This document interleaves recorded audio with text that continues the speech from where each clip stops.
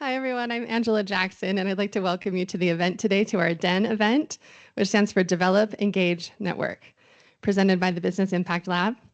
And these sessions are designed to support professional development while creating space for engagement, learning, and connection. So today, we're so excited to have as our speaker, Brittany Davies. She's the head of people and culture at Fullcast. With nearly 20 years of human resources leadership experience, Brittany has led organizations through large-scale transformations in talent strategy, compensation, and culture. Her work bridges people-first leadership with operational experience. And today our topic is entitled Arrive Prepared. So she'll be talking about the compensation strategies driving salary choices. Brittany will break down how compensation decisions are actually made, and participants will learn key drivers behind salary outcomes, from market data to performance and equity, and gain tools to approach pay conversations with clarity and confidence. And I know there are some other things she'll be sharing with us as well. So without any further ado, Brittany, please join us here, and everyone give her a round of applause. Thanks for coming today. Thank you so much. I am so grateful to be here. And what an amazing university that you all are part of that does something like this for their students. And so for just a moment, I know it's always being someone in HR who puts together experiences like this, it's never easy to do this and often goes unrecognized. So if we could just start by a round of applause for the people for organizing this event. Awesome. So I'm going to be totally honest with you guys today. Oh, Danny. All right, Danny and I used to work together. So shout out to Danny. She's a student here. Uh, the content I'm providing today was developed by some really brilliant people in the HR and talent space, Joe Delamy and Stacy Peterson, who I work with Boulder Way Forward. So Boulder Way Forward is a movement from the Utah Women in Leadership Project. It is funded through Utah State University, and essentially it is a movement of individuals here in the state that get together and we work on how to create social change for creating better opportunities for women here in the state. I sit on two spokes currently right now. I work on the harassment and gender discrimination spoke. I also work on the gender pay gap spoke. So those are kind of the two places where my expertise is most leveraged within that organization. And then the job that I get paid to do is Chief People Officer for Fullcast. Fullcast is a sales performance management platform. So we provide software to revenue teams in their go-to-market motion. So that is the work that I do when I'm not hanging out with my two children. I have a 7-year-old and a 12-year-old, both boys. So I am full-on boy mom, as Danny is as well. And I'm so grateful to be with you guys here today. But I want to emphasize, I didn't develop this training content. Stacy and Joe did. And so I'm not married to it. It's an intimate group here today. And so if you guys have questions, if we want to go off topic, I'm completely comfortable with that. I'm an open book, as Danny would tell you. I love to develop people. I love to train people. I love to take whatever information and knowledge that I have and give it to you, because I think, especially in the HR space, it's hard oftentimes when you're starting out to kind of get your career going there. And it just takes a couple people who will take the time to invest in you to really do that. I'm very much a product of people that invested in me, and it is my responsibility to pass that along. And I feel very passionately about that. So here today, that's exactly what we're going to do. We're going to talk a lot about compensation. Compensation is an interesting thing. It tends to be a much more emotional conversation, I think, than what people like to see. I'd also like to take a little bit of time to talk about AI and how value creation is changing in terms of organizations with AI. So if that's okay with you guys, we'll kind of get started on those things, but we'll keep it very fluid as well in case there's questions or topics you guys want to evaluate a little bit further. So really what we're trying to do here today is we're going to understand compensation philosophy. We're going to understand the key factors within an organization that drive that. Inflation versus pay increases is an interesting conversation and very timely and relevant, I think, for what we've been going through in the last couple of years. And then we're going to give you guys some resources and tools that you can use to help this as you move forward. By the raise of hands, how many people here are students? Okay. How many people here are faculty members or members of our community that are just kind of interested in the topic? Okay, that helps me kind of understand where we're at. We're about 50-50 from what I can tell here, which I think is super interesting.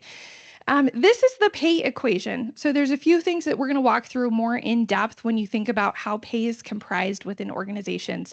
What surprises me oftentimes as an HR professional is how far people get into their career before they really start to understand how these decisions are actually made. I would say, you know, I have worked with people where I've had to sit down and break down this content who have probably worked in their field for 10, 15 years before they really understood how this happened.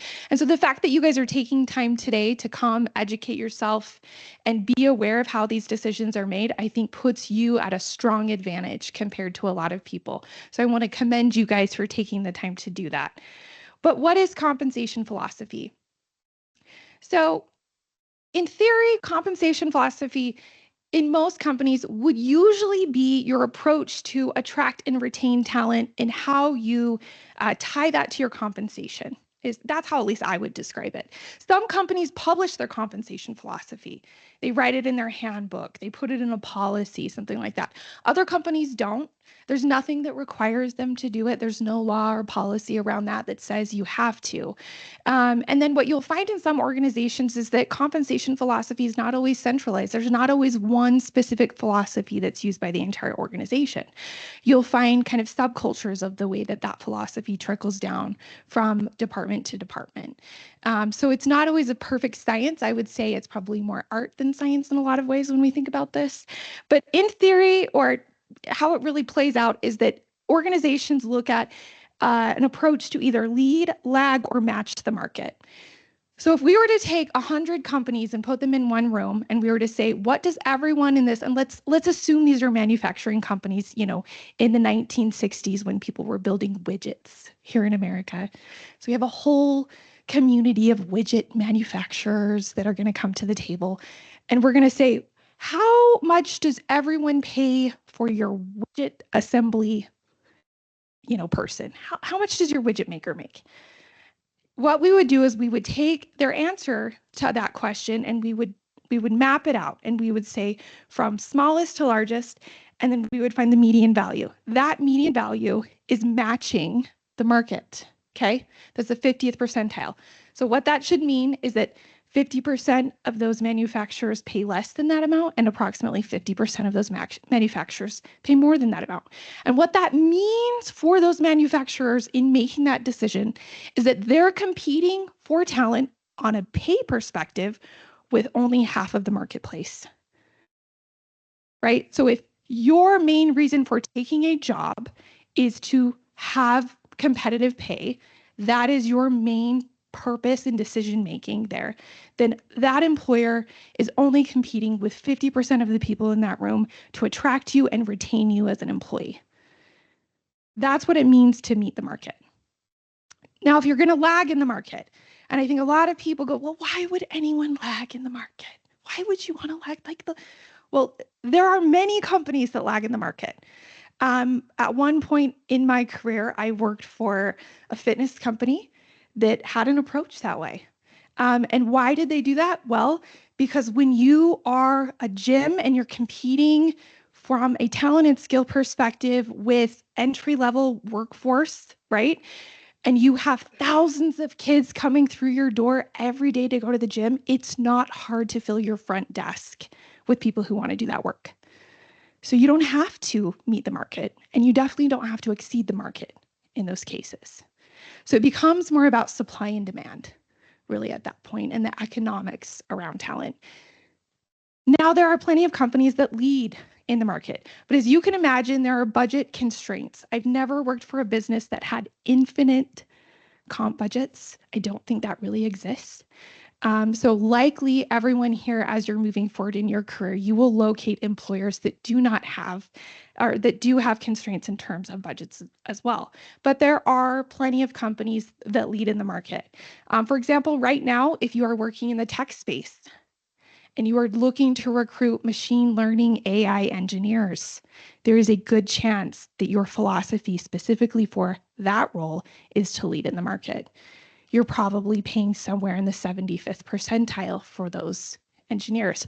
Why is that? Because that way I'm only competing for the top engineers with 25% of those companies and not 75% of the people in the market. And it's worth it to me to find that top talent and only compete with that small amount of people in the market, because that is so critical to my strategic vision for my organization. In the next 12 to 24 months, I need to be sure that I can provide the best solutions to my clients in terms of AI. And if I can't, I probably will become obsolete in the market that I'm in. And so it's worth it to me, and I will see a strong return on that investment by paying that much for those specific positions. Okay, so what are the factors that we look at in terms of comp philosophy? So the company's financial position is always going to be a huge factor in that, right? The size of the organization, the industry, business objectives. Like I mentioned before, your strategic priorities are very much going to dictate and determine how you look at talent and how you look at comp to attract and retain that talent. And then, of course, the level of difficulty finding talent, like I mentioned before, with the fitness company that I worked in, wasn't difficult to find talent. And then, of course, there's sometimes unique circumstances. But one thing I want you to think about and keep in mind as you look for employers, you'd say, well, how do I know whether or not they're going to lead, lag, or meet the market, right? I don't always know that. I don't go to their website. They don't put, a lot of the times job ranges aren't even posted, right? We live in Utah. There's nothing that requires that. There's about 12 states right now in the US where pay transparency is required. Utah's not one of them. And so sometimes it's a little bit of a mystery on how much someone's paying. You likely would know whether or not they're going to lead, match, or lag in the market based on, is the role that you're applying for key to the strategic objectives they need to accomplish in the next 12 to 24 months, right? So for example, if I am an FP&A person, right? My background is in finance. I'm an FP&A person. The chances that working for a company who is in the financial services industry, and that's key to their next 12 to 24 months, the chances that they're going to lead in the market are much higher than if you go work for a manufacturer who just needs someone to do some analysis on, cost of goods sold or something like that, right? Because you're key to their strategic vision. So as you look for employers, the industry that you choose may very much impact what their compensation philosophy looks like. Okay. So like we talked about before, the purpose of that comp philosophy is that you want to attract top talent and pay competitively, support business strategy. Okay, so we're going to talk about the pay equation for a minute. We'll dive deep into each component of the pay equation. But before we get into that, I want to talk first and foremost about the concept of value within roles. And this is not part of the content that we decided today, but I felt like this is super relevant to have some conversation around that. I'm going to ask you guys by raise of hands a couple questions. Raise your hand if you feel anxious and nervous about negotiating pay in your next job or promotion. Fair. Raise your hand if you are anxious and nervous about whether or not AI may replace that job and there won't be a job to negotiate pay for. Less. That's actually surprising to me. The concept of value creation, we are on the precipice, I would say, of a huge change in the way that people create value in businesses. I, like every other sourdough making, side partying millennial, am getting close to 40 years old. And so as naturally people do when they get close to 40 years old, they start to become really fascinated with history. Like I'm no exception. I'm like everyone else. And so, when I'm not doing volunteer work, spending time with my kids and working, I really love to look into history. And what I'm really fascinated about is how history impacts the modern day work experience for the everyday worker that we have. So fascinated that I have developed a podcast. It's a rager. There's probably, there's 2 whole episodes out. I think 5 plays, probably 4 of which were me listening to my own work. but it is posted on my LinkedIn if you're interested. The first episode was on gender pay gap, and then the second episode is on wages here in America. But really, the purpose of that podcast is to spend time. It's for me. Like you can listen to it, but it's actually for me, because what I like to do is I like to think about where we're at for the average American worker and what historically has got us to this place. And the reason that I think it's important to think about that is that I very much believe that as an HR field, we have done a really terrible job of preparing people to have really constructive conversations in the workplace and in their communities. We've been so afraid of offending people over the last 20, 30 years. People have lost the skill to agree or disagree respectfully and value alternative opinions. And so I think talking about these things and talking about how history changes and evolves the everyday experience becomes really important. And I'm concerned for my kids if we don't relearn that skill, to be quite frank. Nevertheless, how we create value as an American worker has very much evolved over time. If you think about pre-industrial revolution, we were mostly an agricultural society, right? Everybody was working on a farm. How you were creating values, you were harvesting crops. And the success to that value was how quickly can you harvest those crops? How efficiently can you harvest those crops? It was all about muscle and brute strength, those things. Then the Industrial Revolution happened. And then everything became about machinery and efficiency and assembly lines. Then computers came into play and everything became about computation, analysis, knowledge work. And so what's important to understand is that value creation does not consistently stay the same. And so as we talk about this concept of role value, I want you to think about what value actually looks like within the context of the companies or organizations that you work for right now, and then what that value may look like as we move forward.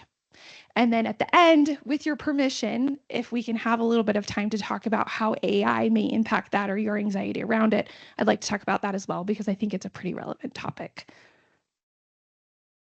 Role value. All right. So it is a balancing act, right, between what impact you're providing to the organization and the responsibilities that you have. I like that this slide definitely highlights the concept that role value does not always mean that you're a better person. It just means that there's a difference in scope. When you do, there's this concept called job architecture, which is kind of key to how companies value roles in their organization. What they do is they take the job descriptions from everyone in the company. They create criteria, things like how much autonomy does this role have? How much decision making? How much budgetary influence or autonomy, size of team? All of these things are taken into account, and they run it through a matrix, and they kind of say, based on that, this is kind of the level in which we would put this role. And then oftentimes comp is then matched at that level. Even external benchmarking is usually aligned with those levels. And so it's not necessarily always that performance means you're moving to the next level. Really, what it means is from a potential standpoint, do you have the potential to move to the next level? And so, keeping that in mind, it's important to understand that just because you're really good at your job doesn't necessarily always mean your company is going to continue to increase your pay, right? Because there's a balance between the impact that that role is having on the organization and the responsibilities that you have as an individual. Market rate. Okay, so as a compensation professional, a big component of their job or my job in the past has been, how do I balance what the external value is for this role with the internal value that we have as an organization? And by that, I mean the market rate.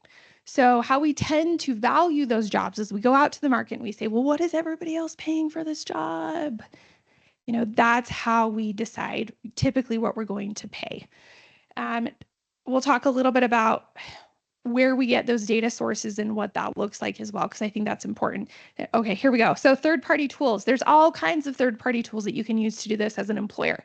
They will be more than happy to take your money and have you sign a 12-month contract so you can access their data sets. Comp Analyst, Glassdoor, Mercer, PayScale, Radford. Carta is the one that we use at my current company. PayFactors I've used in the past. So there are many of those services that will do that. There is also a component of government research that goes into this.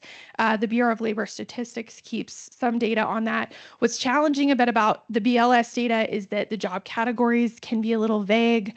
They're not always comprehensive of what I would say are modern day roles. They kind of have these historical titles and categories that have been used for many, many years. And so they don't always reflect what real organizations are hiring for and what that looks like today.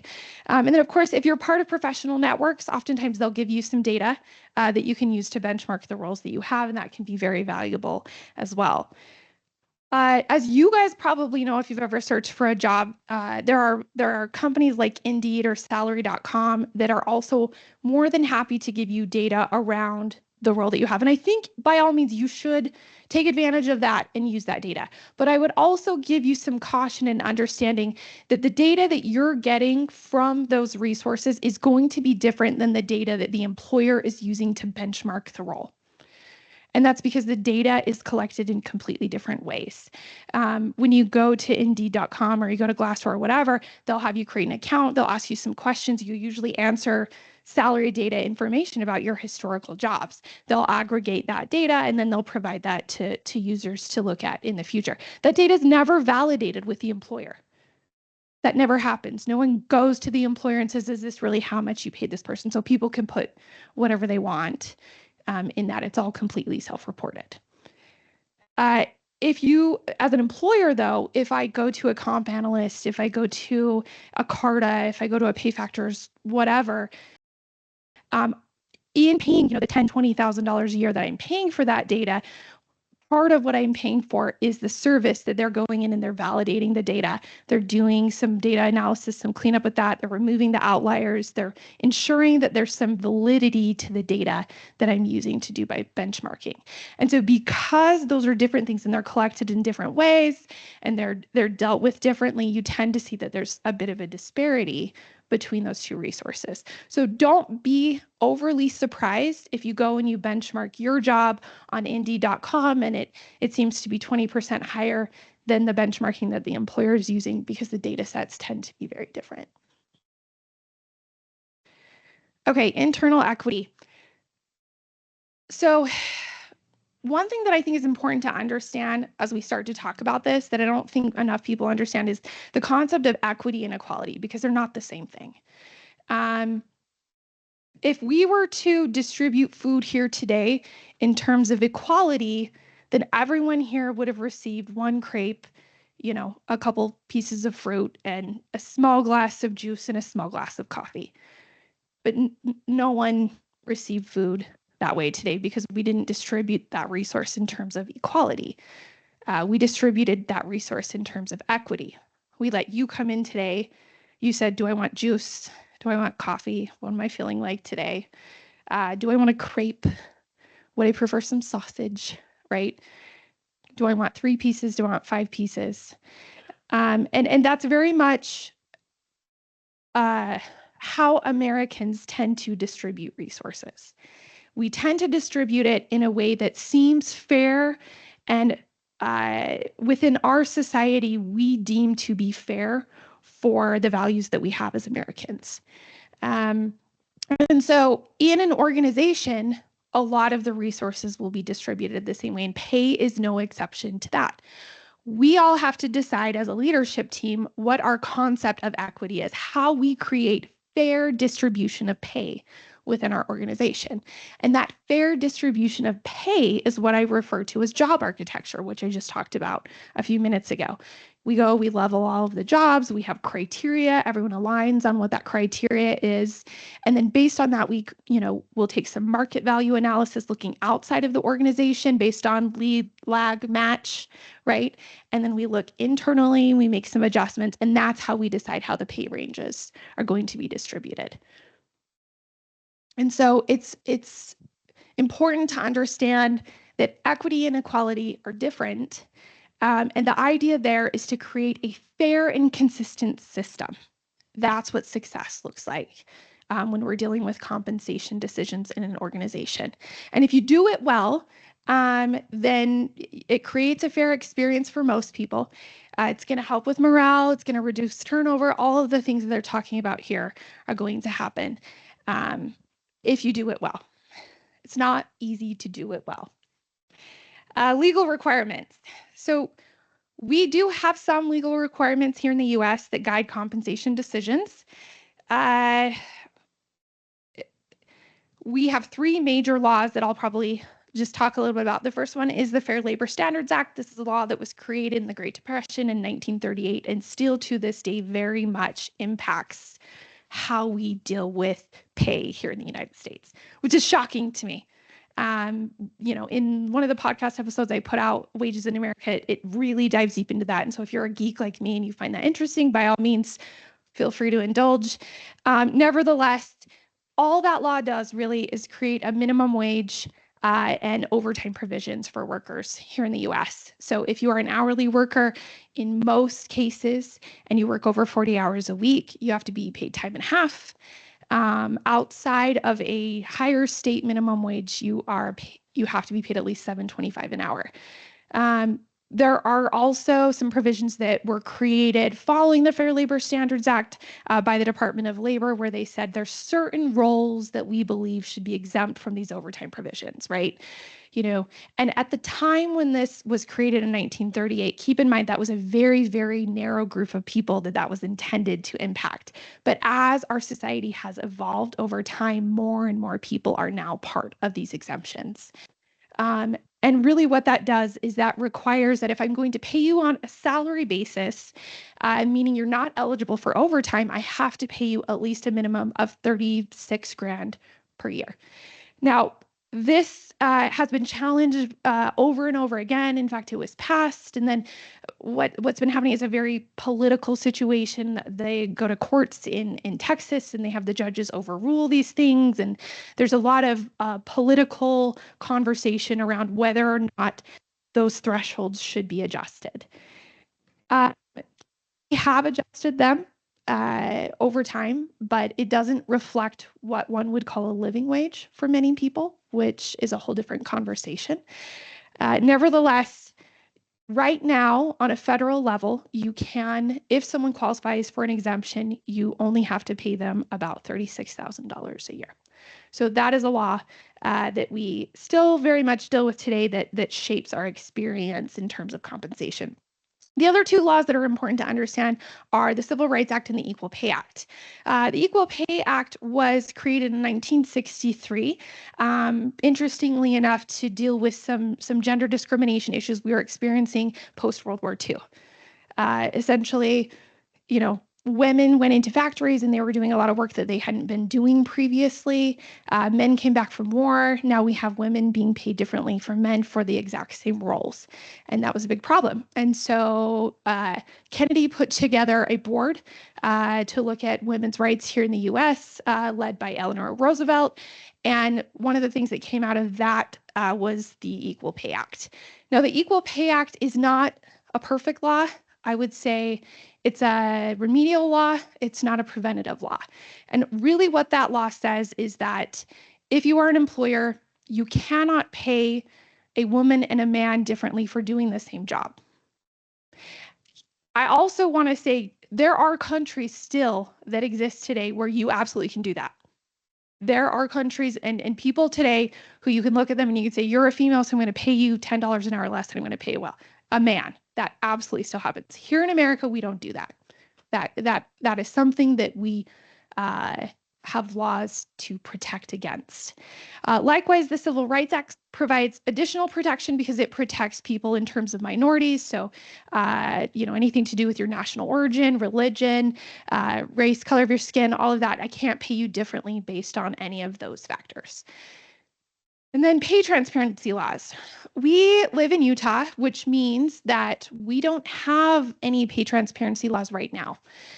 There are 12 states in the US that do. Most of those laws govern two things. One being they want employers to post the job pay ranges when they post a job. That tends to be the most common. And secondly, they provide additional protections to work so that they can discuss pay while at work. Now, the National Labor Relations Act could arguably be something that we should put on this slide. That provides additional protection to workers so that they can discuss terms and conditions of employment. So your pay is a term and condition of employment. And for most employees here in the US, if you are non-management, you are protected by the National Labor Relations Act in discussing your pay at work. If you're in management, that's a different story. So the reason those transparency laws are really, really important is that a lot of people may be experiencing pay discrimination and have no idea because they don't have the ability to ask people that they work with what other people are making. There is definitely an emotional component and something that makes people very uncomfortable in asking and talking about pay at work, which I can understand. But that in and of itself, probably contributes more to pay issues than anything you'll find right now. Performance. Absent of a collective bargaining agreement in a unionized environment, most employers here in the US would say that it is a meritocracy. By raise of hands, how many of you have heard the concept meritocracy? We're a meritocracy, right? And really what that boils down to is like the value that I'm putting into the organization should mean that equally I get a similar value out of the organization. If I'm a high performer and I'm creating a lot of value for you, then in theory, I should be prioritized as someone that you provide a lot of value to in terms of compensation. So what does performance-based pay consider? So typically in a meritocracy type environment, in a performance-based type philosophy, what that means is that your pay is going to be determined based on the value or performance that your employer has allotted for you. Now, there's the opposite of that, which doesn't exist as much now as it used to, back in the 1950s and the 1960s, which is a unionized environment where your pay is very much determined based on the agreement with a union and your employer, right? And in those cases, it's usually like a seniority-based system. Okay, you've been here for 5 years, this is your pay rate. You've been here for 6 years, this is what it looks like. It has nothing to do with the value generation you create to the organization. It's usually a separate system. But in most employers who are not unionized, it's all about performance-based pay. So typically your employer is going to say, let's set some goals. At the end of the year, the end of the quarter, we're going to look back on those goals. We're going to do some analysis on how you achieved or didn't achieve those goals. And then we're going to increase your pay based on that.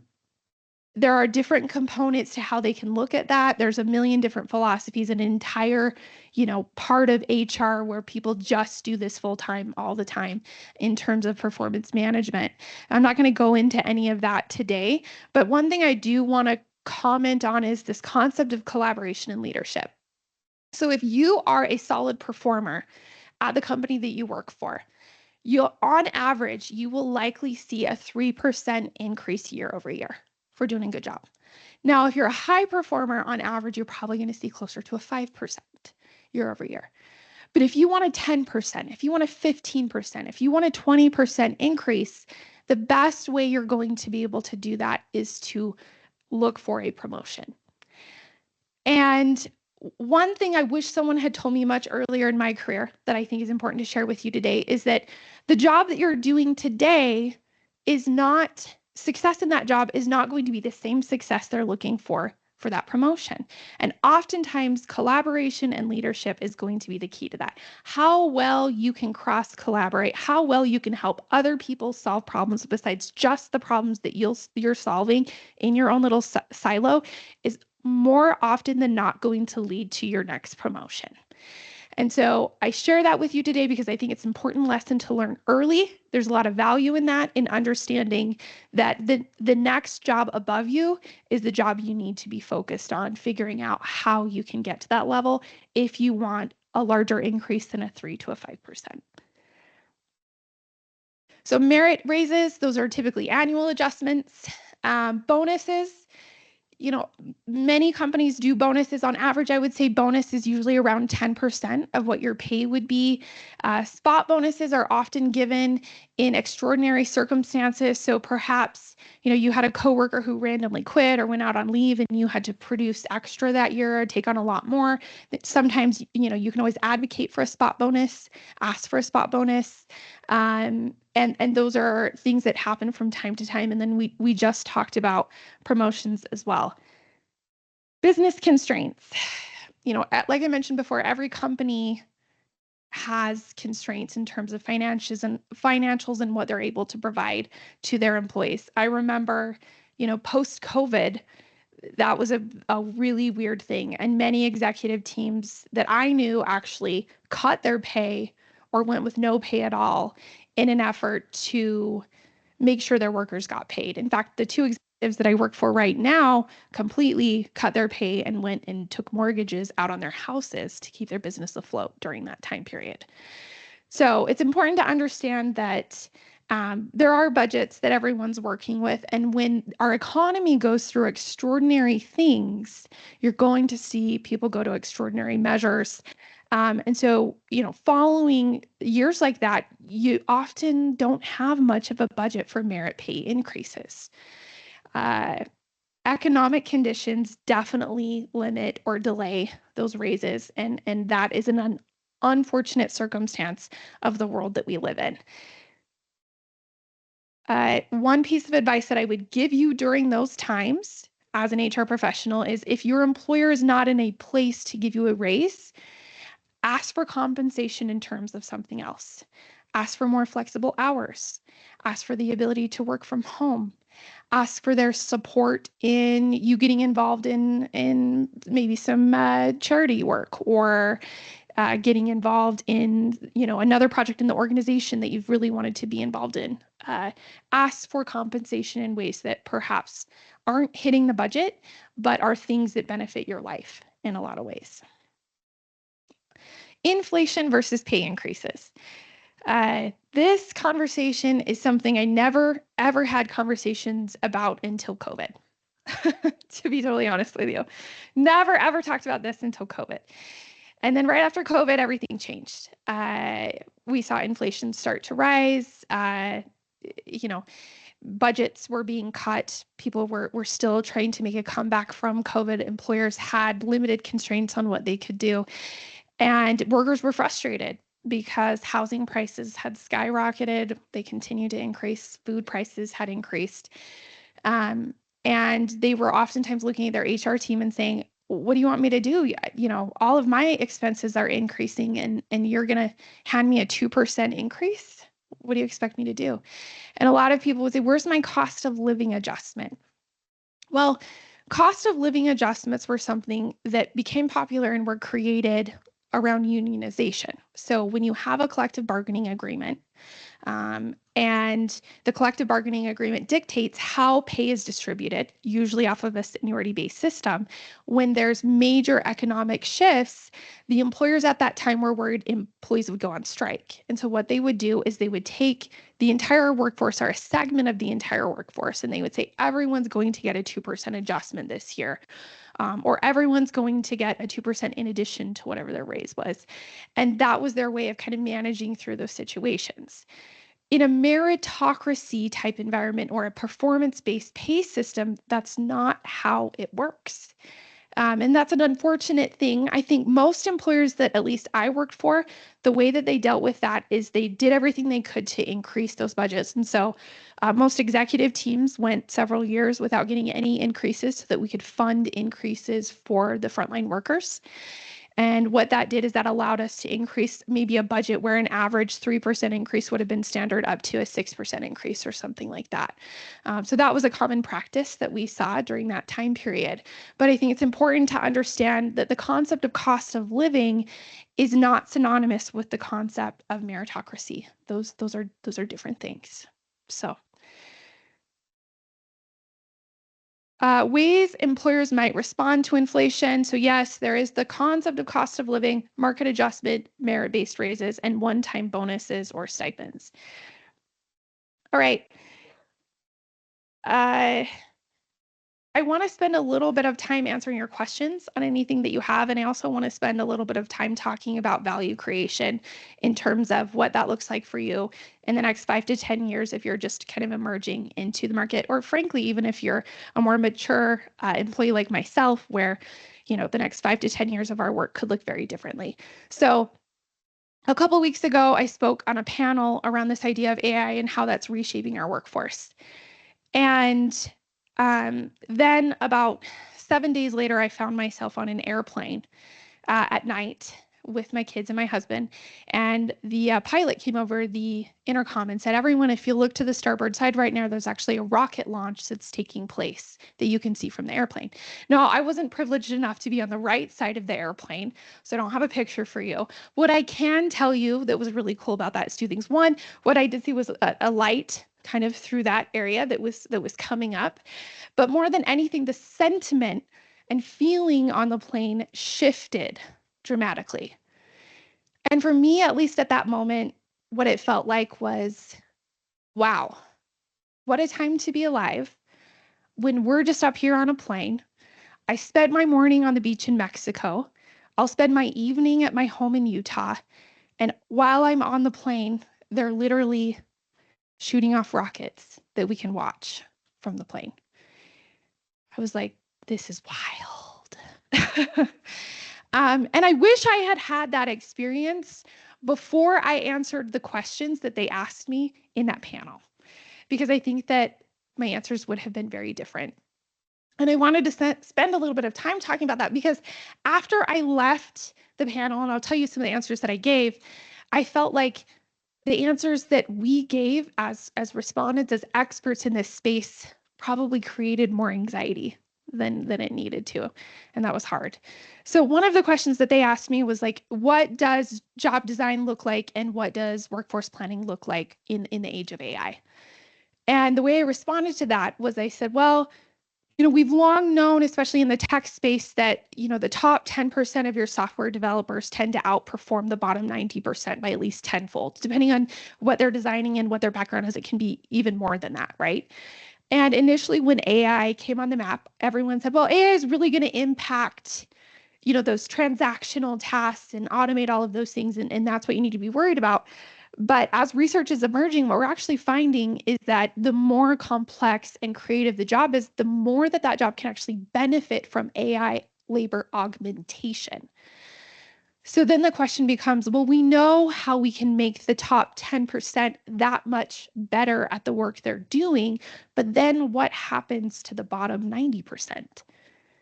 And I think that's where everyone's anxiety sits right now. But I wrote some things last night that I think are important to shift. Like I mentioned before, I like history, and I think it's important as we think about this to look at the major technological advances we've had over history and to say, how may that impact the future? So what stays consistent across every transition is that capturing opportunity, creating value, requires learning and constant curiosity. The farmer who became a factory worker wasn't doing farm work indoors. The factory worker who became a programmer wasn't doing assembly line work on a keyboard.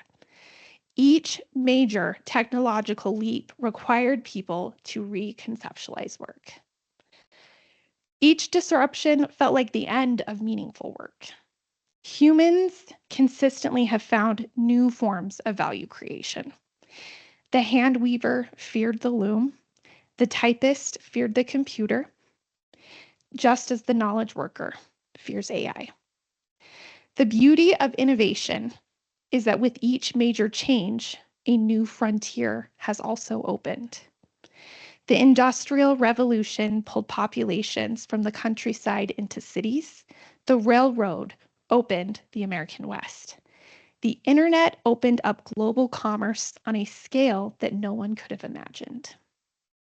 The jobs in the age of AI are hard to imagine because we are waiting for the next frontier. When the steam engine arrived, nobody predicted the railroad conductor. When the Wright brothers took flight, no one predicted air traffic controllers or flight attendants. When the internet emerged, nobody could have imagined the UX designer, the SEO specialist, or the social media influencer. Every generation has been asked to learn something new that their parents couldn't teach them and go somewhere their parents had never been. This generation is no different. AI will not determine what jobs exist. Jobs exist because humans innovate based on our environment. The next frontier will decide what jobs look like.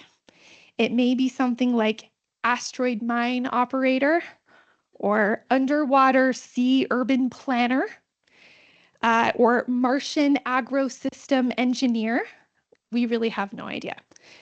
So it strikes me so much about thinking about this and looking at this is that here I am, a woman close to 40. People are asking me, what are these jobs going to look like? And what I realize at this moment is that I'm shockingly unqualified to answer that because the answer will come from the next generation. It will come from you. You will decide how value creation takes place and what jobs look like. So thank you all.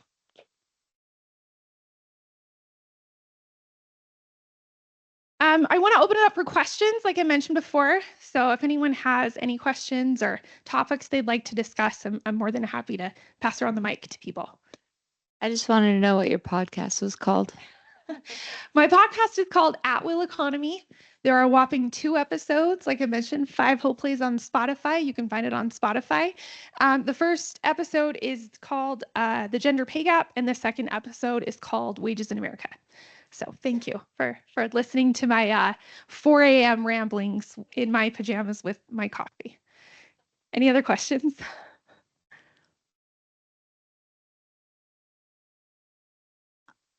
Hi, my name is Maritza Sotomayor, and I work with Susan Madsen. I'm part of the Spoke on gender wage gap, so that's part of my research.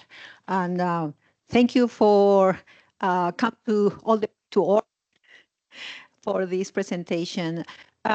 Also, I teach economics and I teach history economic thought. I'm just reading my student reflection on Marx theory of value. I'm amazed how these ideas connect with what you were right now telling us. So as you said that you are interested in history, and you think about these same concepts and ideas of what is the value of job or what you are doing, so are so well connected to 2026, all these years. Uh, so as you are very interested in history on how these, have you thought about, you said that you cannot answer the question, but in the next generation, how these ideas or concepts could be Yeah. taught or comment or the practical Yeah. part?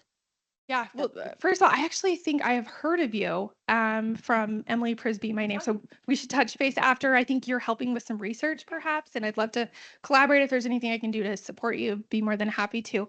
But I think you bring up a good point in that history is a component to this, but economics is actually a huge part of that. And when I went to name my podcast at first, I was like, it made me a little nervous to put the word economy in there because I have no background in economics and barely made my way through those classes.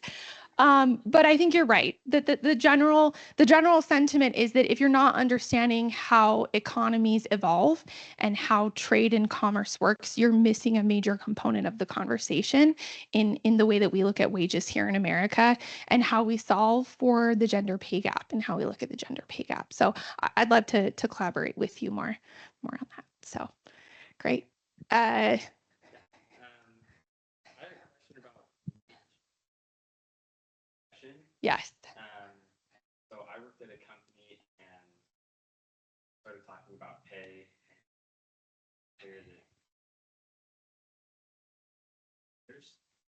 and as they hired new, that number even further up. And curious from your perspective, HR world, what is the company? Yeah, it's a great question. Like, how do you fix that problem? Yeah. Oh, great question. So just to give everyone a little bit of background and understanding what wage compression is. So the concept of wage compression is this idea that as new people come into the organization, if you haven't done a good job of maintaining your pay systems for people and evolving those pay systems and making sure people have increases in pay because of the external market conditions, what that will mean is people will have higher wages as they come into your organization, or even as you try to promote them, you'll run into issues where a subordinate employee could be making more than their leader, which creates a big problem. And the answer to that is that there are some practices that you have to balance and navigate through. One of them being you have to ensure that you have consistent merit cycles, right? So that people in the organization are evolving. What research will tell you is that if you stay in your role in one organization, likely you'll see 3 to 5% pay increases every single year. But if you jump from organization to organization, your wages will increase between 10 to 20% with each jump. And so there's not a lot of incentive to stay within one organization, right? Unless there's a promotion pathway opportunity that then can manage through that. The other thing that is interesting that you tend to run into a lot is that people in an organization, solid employees will go and they will find jobs elsewhere and they'll come back to their employer and say, hey, match the offer. The employer will match the offer. And research tells you in most cases, those same employees will be gone within 12 months. Why is that? No, please. They don't feel valued. Yes. They don't feel valued. I'm worth it now, but I wasn't worth it before. Right? And that's why it's so important that you have a compensation philosophy that everyone understands and that people actually put action towards, right? In companies where they lag in the market, we have to know that those people are going to attrit within a certain period of time. So what does that mean as an HR team? Well, that means we're going to spend a lot more time onboarding. We're going to spend a lot more time training. We're going to spend a lot more time, dealing with those situations where we're just going to know that that's part of the employee experience, but we've ran the numbers and we've evaluated that lagging in the market still makes sense when we take into account the training costs involved in doing that. So being very intentional about what those pay decisions look like is really the best way to manage through pay compression, and then sticking to job architecture, having the pay bands, trying to stay within those pay bands is another important factor in that. I've run into several situations over my career where we've had candidates come in and they've say the job pays $50,000 a year, and the person came in and said, I'm going to my pay expectation is $45,000 a year. And the manager comes to me and they're like, cool, I'm hiring a $45,000 a year employee. And I'm like, no, you're not. You're hiring a $50,000 a year employee because everybody else in your department makes $50,000 a year. And once that person realizes they make $5,000 less and that you hired them at $5,000 less, they're never going to trust you again. So, good question. What other questions can I answer?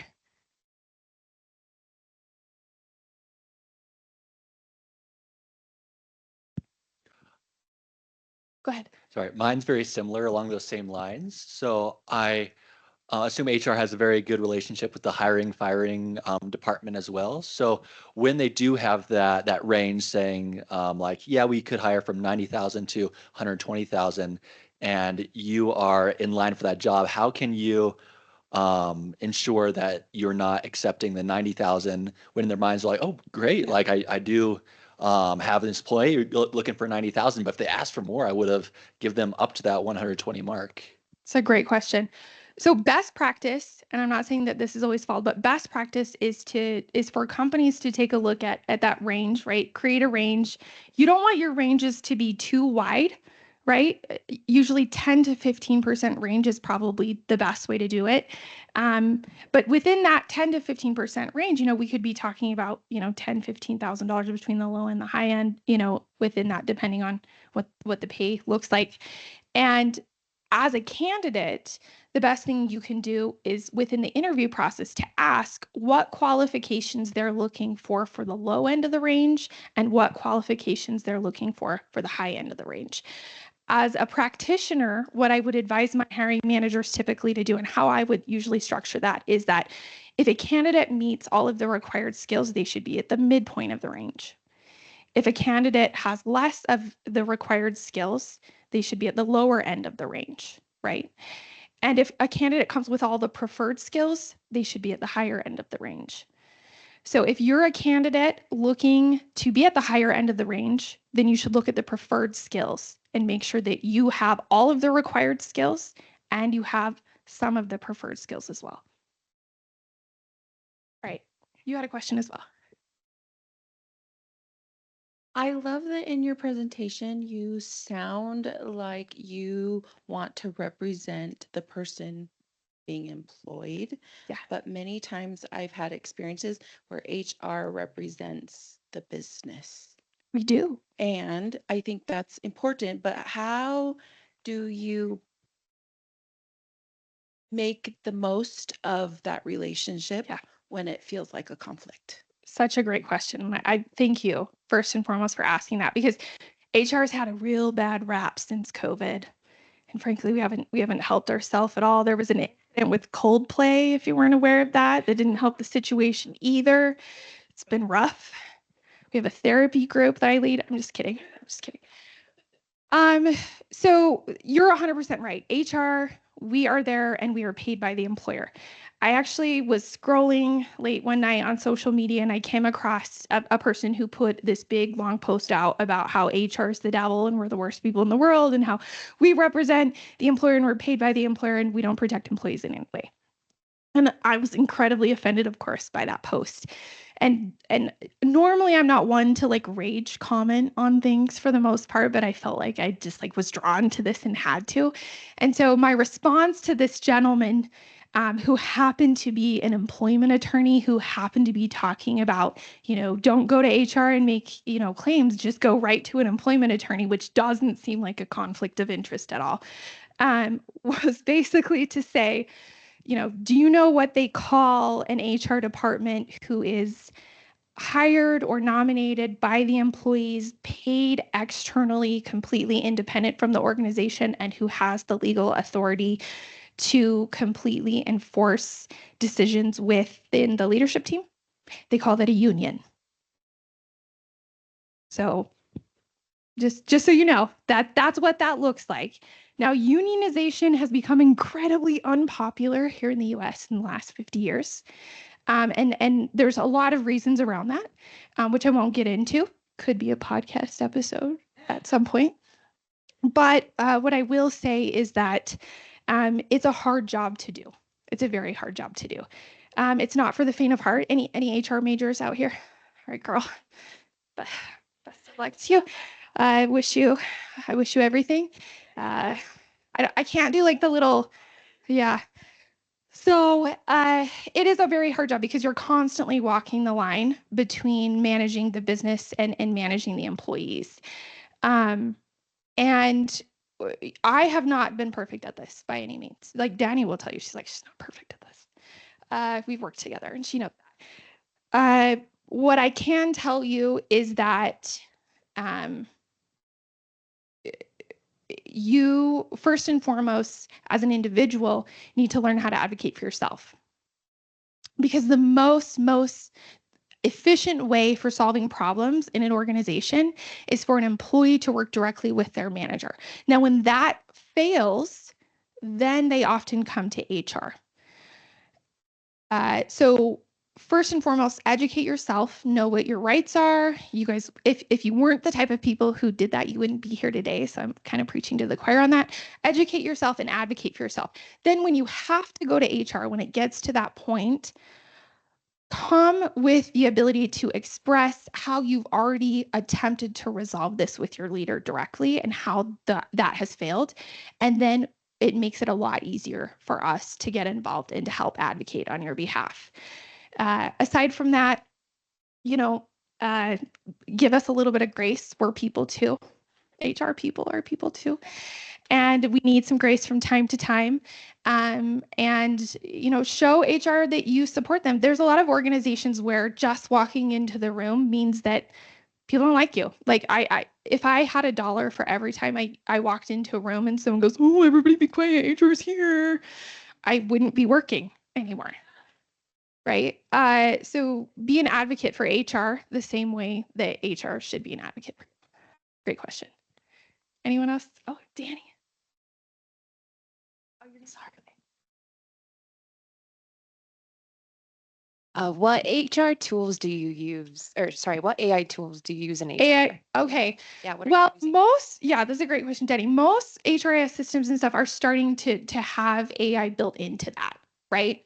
And so that's already becoming kind of part of the standard package. In fact, being in the SaaS space, what I would tell you as we're going out and we're selling, most companies at this point even have a policy where they're saying if you do not have an AI strategy roadmap within your product roadmap, they won't even do business with you moving forward because we're recognizing how important this is. And so any tool that you're using likely is already starting to integrate with AI. But some like real world practical applications that I've used in mine, I like Notebook LLM, which is a free product through Google. I've created a lot of fun things through that. In fact, I'm working on putting our entire, like all of the data from our listening program into that so that I can aggregate all of that and ask it questions. So as we make decisions as an executive team, I can run that decision making up against the feedback that we've had recently within the listening program and try to anticipate how that's going to play out. That's been a really fun one. I mean, ChatGPT is always super helpful.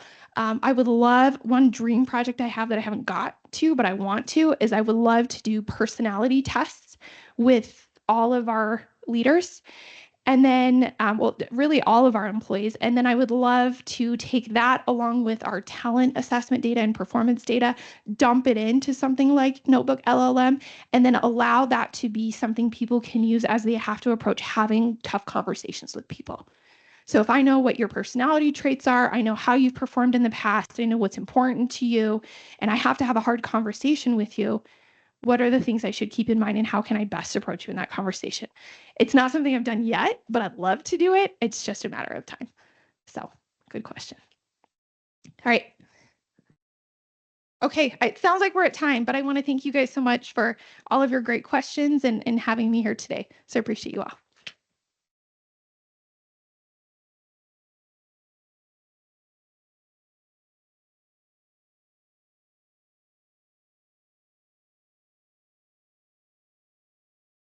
I'd like to thank Brittany again so much for letting us hear what is in that fabulous mind of yours. I feel much more enlightened and we're grateful we got to pick your brain. So thank you. And thank you to everyone that helped put this on. And thank you so much for all of you who came today. We have something for you, Brittany, as well.